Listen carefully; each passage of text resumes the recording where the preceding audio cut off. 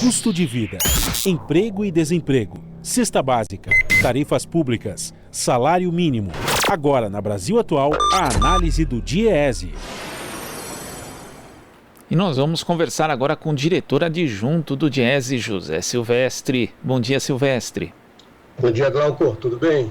Tudo certo. A gente sempre fala tudo certo dentro do possível, né? No contexto atual. E ontem, Silvestre, nós tivemos a aprovação, finalmente, do orçamento de 2021, né? Com muito atraso, um projeto aí que foi chancelado com a decisão do relator, senador Márcio Bittar, do MDB do Acre, e que retira 26 bilhões e meio de recursos do seguro-desemprego, do abono salarial e da Previdência Social. Boa parte desse montante vai ser redirecionada para algumas obras. Também existem outros aspectos aqui para a gente conversar a respeito desse orçamento que foi aprovado, o aumento dos investimentos no Ministério da Defesa, que chegam a 8,17 bilhões de reais, enquanto a saúde continua aí com um orçamento bastante tímido, para dizer o mínimo, diante do enfrentamento de uma pandemia. Como é que você viu aí esses aspectos e também outros da aprovação desse orçamento, Silvestre? Então, Glauco, vamos lá. Primeiro, começando por essa primeira aprovação do orçamento, né, que eu acho que já vinha se arrastando há um tempo, né? Segundo, eu acho que merece um destaque especial para essa destinação de recursos para a área da defesa, que é cerca de 4 vezes aquilo que será destinado à saúde, né? Quer dizer, num momento de grande crise sanitária que nós estamos vivendo, é simples, no mínimo um contrassenso você reduzir os recursos da saúde. Um segundo aspecto, eu acho que deve ser considerado, é que você retira recursos também do seguro-desemprego e da própria Previdência Social, no momento que você tem aumento do desemprego, você tem o agravamento da pandemia, como nós já comentamos, pioras, né, nas expectativas econômicas para esse ano de 2021.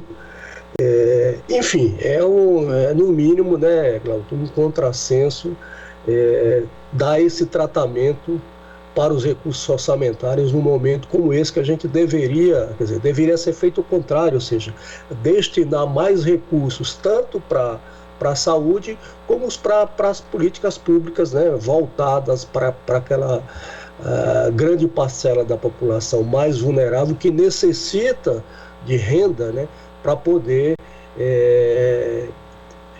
cumprir, inclusive, o isolamento social, né? Então, o que a gente vê é exatamente o inverso, né, do que deveria ser feito num momento como esse. E quando a gente vê, né, dinheiro sendo tirado da Previdência Social, começa a se pensar, mas como que o governo nessas despesas costuma aumentar de ano para ano, não diminuir? Então como é que o governo vai fazer justamente essa adequação? Aí nós lembramos, Silvestre, da Operação Pente Fino, né, que, sob a justificativa de detectar irregularidades em concessão de benefícios, acaba muitas vezes barrando benefícios que são legítimos do ponto de vista legal, do ponto de vista formal, e as pessoas acabam deixando de receber num momento crítico, né, como esse da pandemia, e também na demora da concessão de benefícios, da concessão de aposentadorias. Temos diversas reclamações disso também durante esse período da pandemia. Então causa um temor, né, em relação ao que pode acontecer para se ajustar a esse orçamento menor, né, Silvestre? Sim, porque você retira, quer dizer, quando você essa medida que foi feita, né, que eles estão, o argumento à época era para identificar, digamos, fraudes, né, do INSS, mas na verdade o resultado, né, é um pouco esse que você está mencionando, ou seja, significa que muitas pessoas, né, que eram beneficiárias do INSS deixam de receber esses recursos. E insisto, em um momento como esse.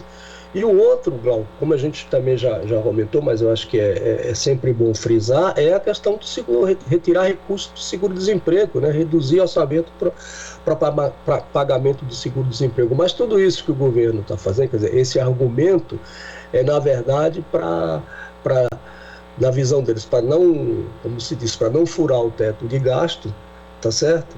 E isso acaba reduzindo o montante de recursos que deveriam ser destinados para essas políticas, né?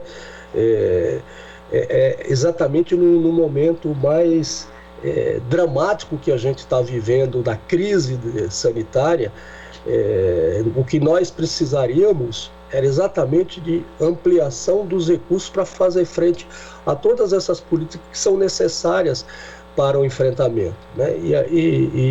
Enfim, bom, o resultado disso nós já estamos vendo, né? E deve ampliar, que é exatamente o aumento das dificuldades das pessoas, o aumento das privações, o aumento da miséria, o aumento da desigualdade, né? Que você vai ter aí tudo isso tem como rebatimento, como efeito na ponta essas questões que eu estou mencionando. E você também mencionou, Silvestre, a questão do reajuste dos militares, que vai ter um impacto aí de 7 bilhões e 100 milhões de reais, sendo a única categoria do serviço público que vai ter algum tipo de reajuste. E a gente sabe o quanto o serviço público é importante no contexto atual da pandemia, seja para organizar, por exemplo, o pagamento do auxílio emergencial, mas também para fazer o atendimento direto no Sistema Único de Saúde, o SUS. Temos diversos funcionários e ainda o mesmo governo que concede esse aumento para os militares chega e pressiona estados e municípios com dispositivos de gatilho ali, aprovados na PEC emergencial, para que esses servidores também no âmbito estadual e municipal não tenham reajuste. É um contrassenso muito grande, Silvestre. Com certeza, porque você tem... Bom, essa questão dos militares, nós acompanhamos lá atrás, ainda antes, né, Glauco, na época da reforma da Previdência, que os militares ficaram fora, e foi um acordo com esse governo, tá certo? Então você tem, de um lado, o congelamento do salário dos servidores públicos, ou seja, daqueles que vão prestar o serviço, que vão ofertar o serviço para a população na ponta, esses estão entre outras coisas, com os salários congelados, né? Enquanto os militares, né, têm aumento de salário, né? Além de não terem sido atingidos pela reforma da Previdência, vão ter aumento de salário. Quer dizer, quando você precisa, né, de mais recursos para as políticas públicas em geral, e também para os servidores, né, o governo congela os salários e, na outra ponta, permite o aumento de salário e aumento de gastos, né, com o Ministério da Defesa, que enfim, é algo que injustificável, né, sobretudo no momento como esse que nós estamos vivendo.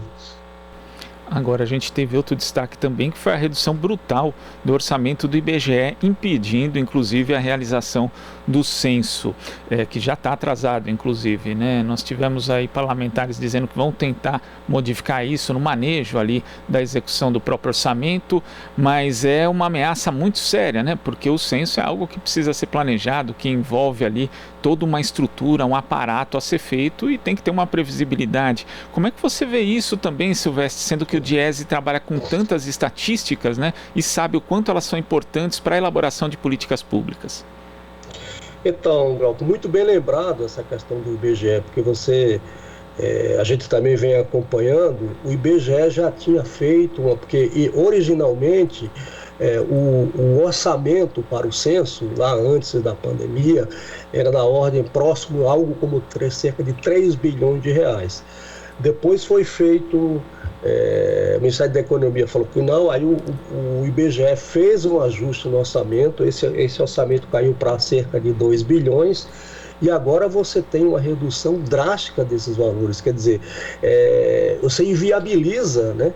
Como é que você vai fazer um censo com esses recursos, né?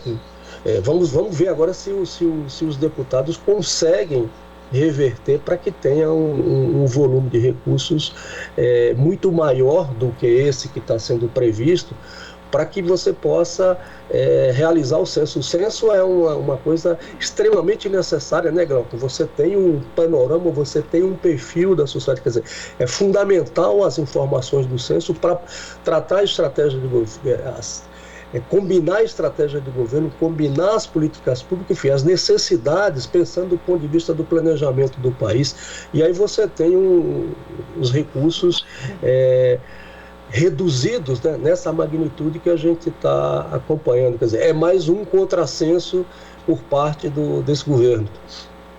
Tá certo, Silvestre, queria agradecer a sua participação no Jornal Brasil Atual e até a próxima. Ok, bom dia para você, Glauco. Bom dia. Conversamos aqui com o diretor adjunto do DIEESE, José Silvestre. Você está ouvindo Jornal Brasil Atual. As notícias que os outros não dão.